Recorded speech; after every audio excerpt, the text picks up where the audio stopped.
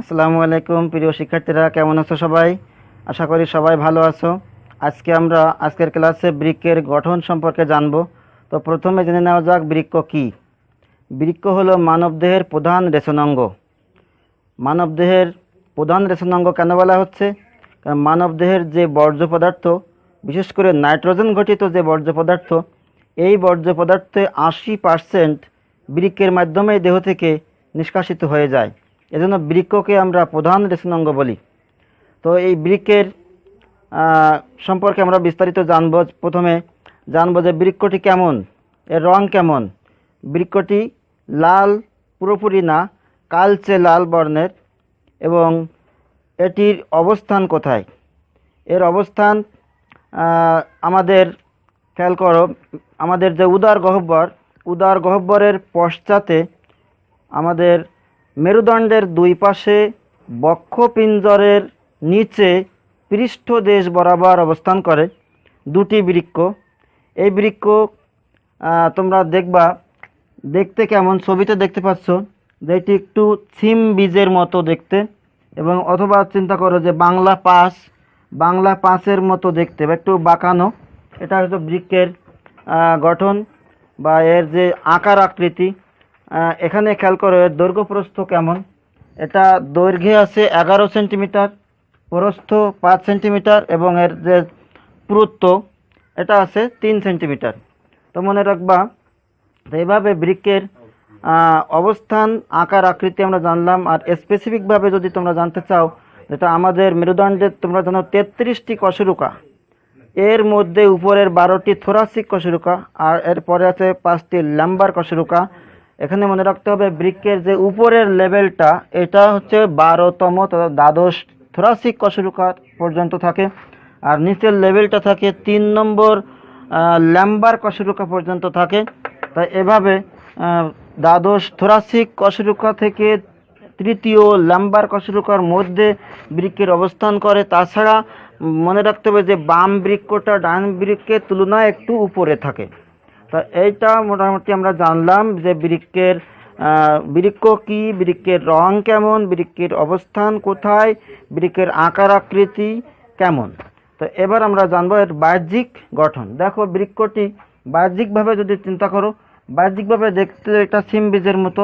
এর একদিকে, এটা অভ্যন্তর দিকে হচ্ছে কি অবতল একটু নিচু, আর বাইরের দিকটা হচ্ছে উত্তল।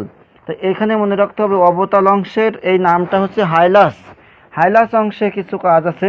দেখো এখানে মনে রাখতে হবে দুইটা অংশ এখানে ভিতরে প্রবেশ করবে, আর এই হাইলাস থেকে দুটি অংশ ভিতর থেকে বাইরে আসবে, বহির্গত হবে। এখানে মনে রাখবা হাইলাসের এই অংশ থেকে, অর্থাৎ অবতল অংশ থেকে একদিকে হচ্ছে শিরা, কার্বন ডাইঅক্সাইড যুক্ত রক্ত বহন করে এটা বাইরে চলে আসবে বৃক্ক থেকে।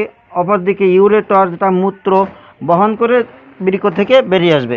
আর একটা জিনিস খেয়াল করো, একদিকে হচ্ছে ধমনী, এটা রেনাল শিরা।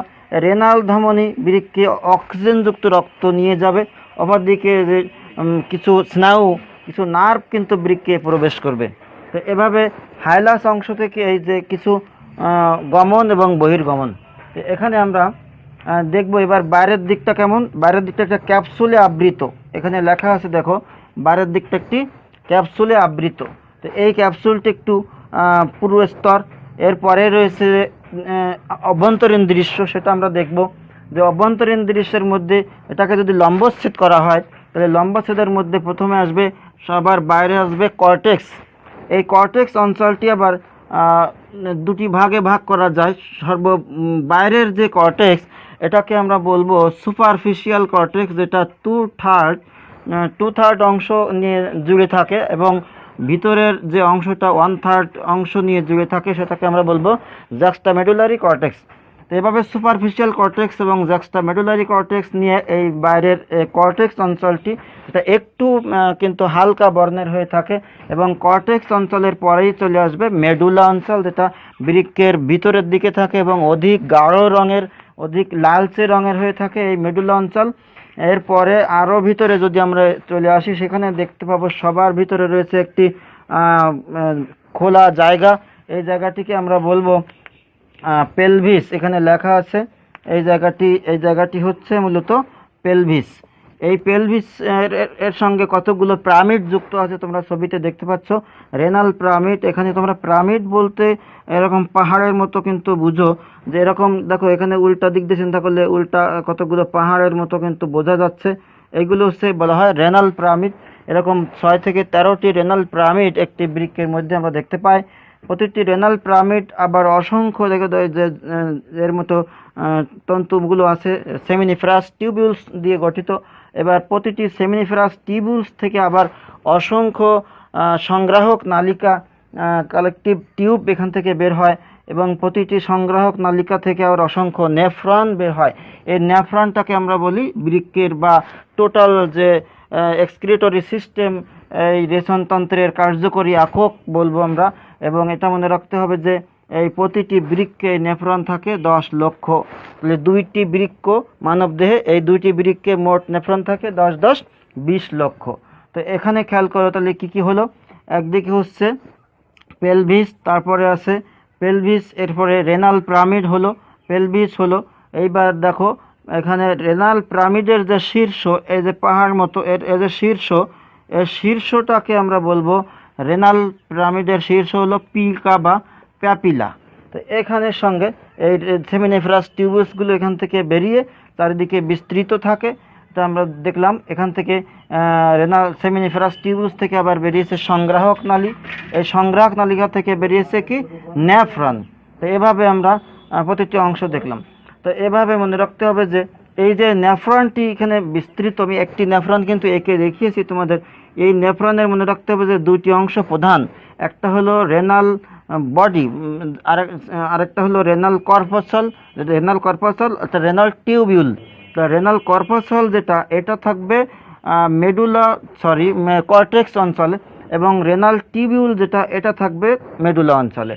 তো এই 2টা ভাগ আমি দেখিয়েছি তোমাদের। এখানে যে গ্লোমেরুলাস বা বোম্যান্স ক্যাপসুল অঞ্চলটা কিন্তু কর্টেক্স অঞ্চলে দিয়েছি, আর এর যে পেঁচানো যে নালিকাগুলো রেনাল টিউবিউল অংশটা কিন্তু কর্টেক্স মেডুলা অঞ্চলে রয়েছে।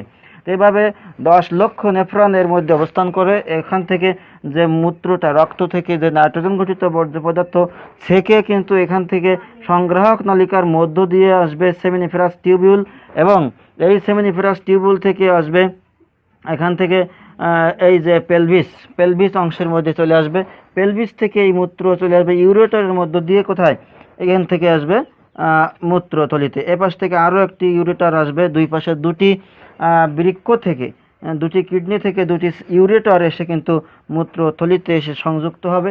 তো এভাবে একটি বৃক্কের যে অভ্যন্তরীণ দৃশ্য, বাহ্যিক দৃশ্য তোমরা দেখলে, এবং এই ছবিটা তোমরা বাসায় আঁকবে, এবং এখান থেকে যে প্রত্যেকটি অংশের নাম লিখবে, কোথায় কি গঠন আমি আলোচনা করে দিলাম। বাসায় তোমরা পড়াশোনা করো। পরবর্তী ক্লাসে নেফ্রনের গঠন নিয়ে আসবো। আশা করি তোমরা বায়োলজি টিউশন বাংলার সঙ্গে থাকবে, এবং বায়োলজি টিউশন বাংলার যে ভিডিওগুলো রয়েছে পূর্বের ক্লাসগুলো তোমরা দেখবা, এবং পরবর্তী ক্লাসগুলোর জন্য তোমরা অপেক্ষা থাকবা। আমি নেক্সট ক্লাসগুলিতে আরও বায়োলজির উপর সুন্দর সুন্দর ক্লাস নিয়ে আসবো। তো ভালো থাকো সবাই, ধন্যবাদ।